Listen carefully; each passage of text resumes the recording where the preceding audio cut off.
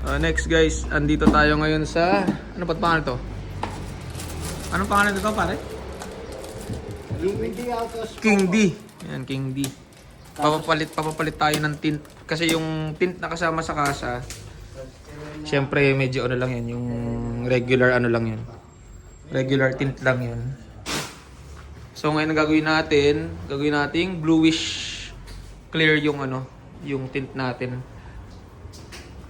Kasi magtatag-ulan na rin naman eh. Hindi na ganun kainit. And papatintin din natin yung sunroof niya ng dark. Yan. Ikakabit natin ay itong Kirena Nano Ceramic Tint.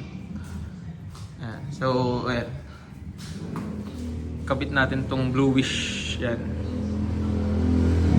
Heat rejection niya is 95%. Visual light transmission 65%, infrared rejection is 95%, ultraviolet rejection is 98%, and total solar energy rejected is 50%.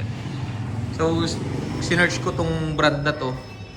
Ayan, Japan naman siya, Japan brand siya. Tsaka maganda yung ano niya. Maganda yung review niya, kaya subukan natin. Papalit na si Kuya doon.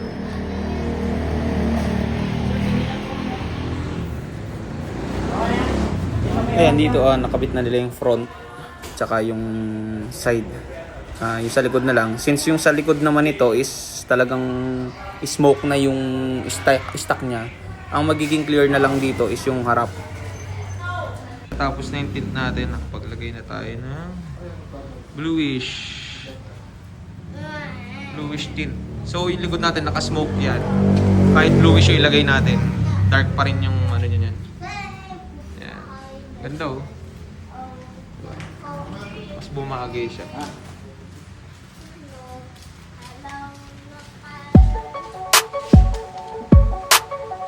So, ayun guys, tapos na. So, dito lang to sa Lipa, sa King D.